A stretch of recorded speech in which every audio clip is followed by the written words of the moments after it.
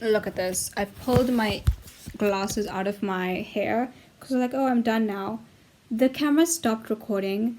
I think I spoke for like half an hour more, or like 45 minutes, honestly. And that's honestly on me for not checking to see.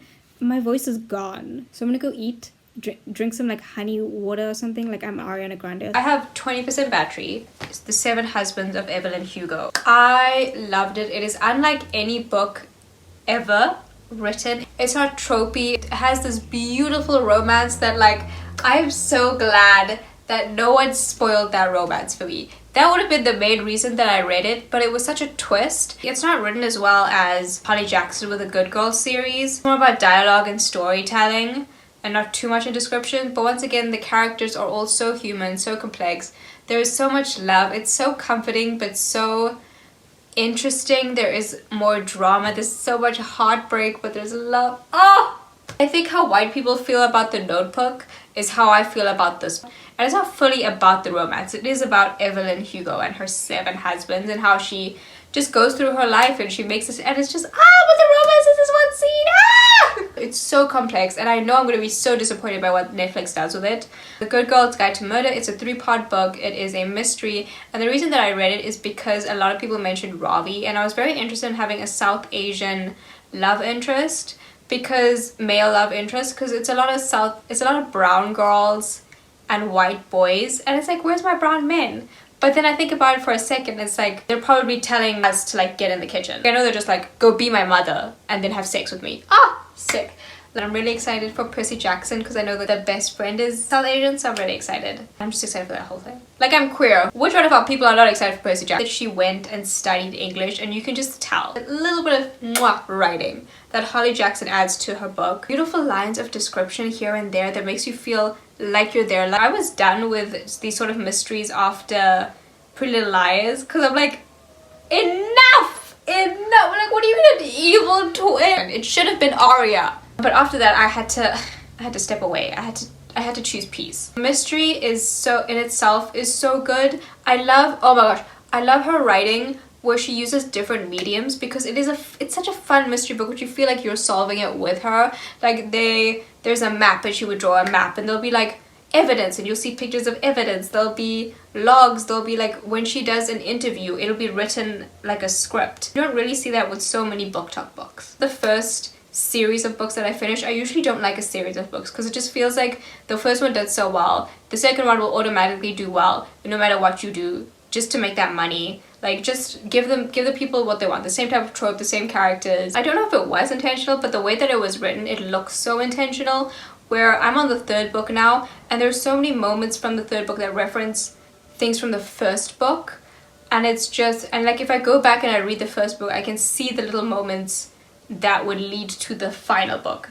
And it's like, even the 2nd book reference is about characters from the 1st book, and it's not just like this completely new thing where they start from scratch. It's just, I love Holly Jackson. I'm your biggest fan, Holly. I love your shit. The 3 books they have the same elements but not the same storyline. Like, it's exactly what you want when you read a sequel. You have the same characters, the same type of writing style, the same experience, but not the same plot. Like with Pitch Perfect, where they did the exact same thing in the 2nd movie. The 1st book is a murder mystery, the 2nd book is a missing persons, and the 3rd book is a stalker situation. It was, however, not a romance. I wanted more romance. There's no major... The romance between her and Robbie is cute and comforting, but that's not at all the plot. It's not even a subplot. Like, we'll have little moments where he comes in with flowers, and we'll see in their actions, like, he will put her head against hers to like take on half her stress, and like it's just such cute little moments, but that is just it, like small little moments here. If We Were Villains, that book is about students who go to an art school, and the theater department only does plays on Shakespeare. There's only a few students, so they get to know each other. They're very intimate, you know, fun fact. Like, I went to school and I did drama. It's very theater kid. It's a murder story. It is about one of the characters, Oliver, talking about what happened in the 90s with the murder. And that is not at all the plot. It's not a murder mystery. That is a thing that happened and what we see, but it's not just solving it or saying, like, it's just learning about the characters, all of them, through this time. And it is very dark academia aesthetic. The writing is so beautiful. I think I have to go and reread it to appreciate it even more, because I didn't care about Shakespeare in high school. They reference obviously a lot of the plays in the book, and there's a lot of parallels between the characters' experiences and Shakespeare plays, like multiple of them. And I didn't notice. I think I enjoyed the book more after, when I was watching TikToks of people analyze the book, and also parallels with the characters themselves and the characters that they play in the book. It's written in acts and scenes, and even in dialogue moments it'll be written like a play or like a script, some here or there. Being a kid cringe, such a lovely experience, and you fall into this world. The Picture of Dorian Gray, I did not like it. I stopped reading it. It's the first book I ever stopped reading. There were so many books that I got bored and I didn't want to finish, and I was like forcing myself through it, but I ended up finishing it. I couldn't do it with The Picture of Dorian Gray. Fully like criticize me, call me a dumb bitch, call me uneducated. I could not get through it. Like I said, I love a plot. I love movement. I don't love too much description. I think maybe because I have a very vivid imagination, so I don't need too much to get me there. It's a chapter, I think like 13 or 15 or like 20 pages, where it's just listing what Dorian did during this time, just listing hobbies, and the list hobbies of it's just lists, just listing things, and I don't give a fuck. I'm sorry. He describes a lot, and it is beautiful in the beginning, but then I realized like that's just how he writes, and it's like I get it, I get it. Girly, you don't, like I see it. You don't have to be doing all of this. And the way I'm calling Oscar Wilde girly is crazy. It gets to the attic scene and I'm like, ooh, we're getting somewhere. And then I think I got bored again. The Da Vinci Code. It is quite an old book, and I think a lot of people who are fascinated about it are a bit older than us, like older millennials.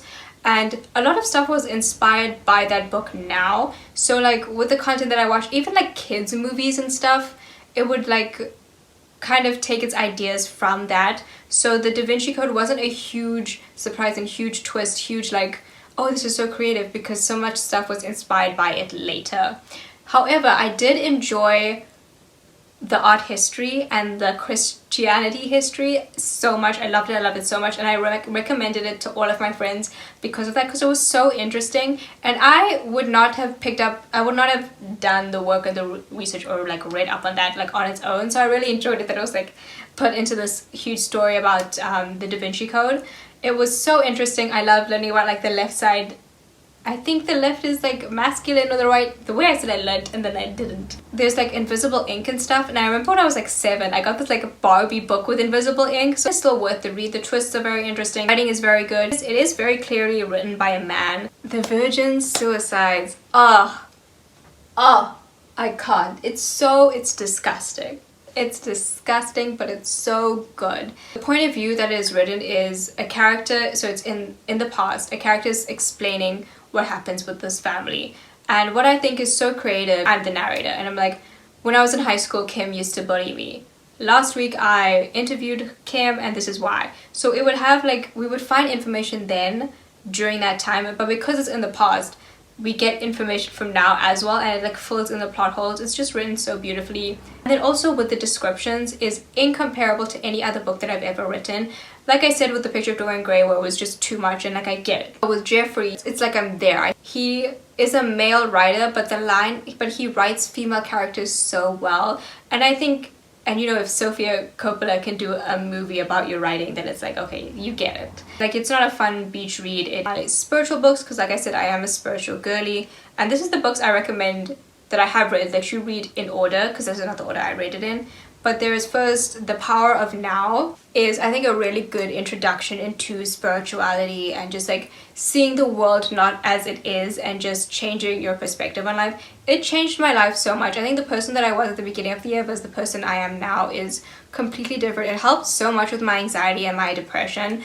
There is this quote that's like, depression is focusing on the past, anxiety is focusing on the future, and peace is focusing on the present. And that book just helps you navigate that and get to a space, because I feel what you have control over. Ask and you shall receive. That is much more spiritual. It talks about like higher power, manifestation. It's a lot of, you know, it's a lot. You're supposed to follow your emotions. You're meant to be happy. You're meant to have desires. It's a good type of delusion that I think doesn't hurt other people. The second half of the book is just some practices you can implement into your life to make your life just better. Just to focus on the good, to focus on what you want. Two of the major ones I do on the new moon, do this, I don't know what it's called, but like it says you convert to Christianity. No, I'm just kidding. You make a cross in a book and you write home life, social life, like body, and career. And then you write down what you want in each of these things and why. So you'll be like, I want, in terms of body, clear skin so that I don't have to spend so much money on skincare, so I don't have to spend so much money and time doing my makeup, so that I can feel confident with who I am. So it's not just listing things, but like why. It's nice seeing that like over time I did end up getting those things intentionally and unintentionally. Like Rich Dad Poor Dad, which is not a spiritual book, but a lot of the spiritual girlies recommend that book for finances. And one of the major reasons I wanted to get into the book is because like I know the rich are gatekeeping. I know that like this cannot be it. And parents who grew up during apartheid were like, go to school, get A's, get really good marks, go to UCT, go to Wits, go to Staley's if you're Afrikaans and racist. Do your degree, then do your honors, and then do your masters, and you'll get a good job and you'll be set for life. That's not true. And I think a lot of our generation is realizing that, especially with the high unemployment rate.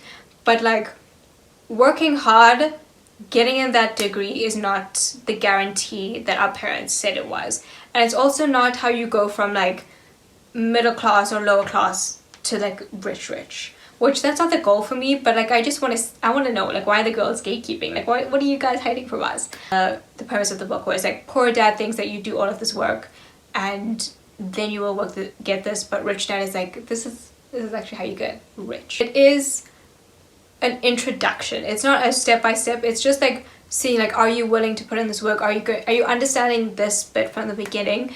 And the premise of the book is essentially like you're stuck in this rat race where it's like you think you work hard and you specialize in this and then you get more money and then you focus on this and then the more you work, the more money you get. That's the only way that things work. But how rich people work is like you make your money make your money. For example, when you start a business, you hire people to, like I say, it's a store. You pay people to take employees, they do the work, they do all of that, and you don't have to be there every single day. So your money is making money and you're not even there. And it's like there's obviously other things like starting businesses, stocks, investments, property, you know, multiple streams of income. I'm doing the BCom, I'm doing my law degree, I'm probably going to do my master's. I know that's not going to be the reason that like I can support myself fully and support like, I wouldn't need to support my spouse because they'll be like super rich because I am marrying rich.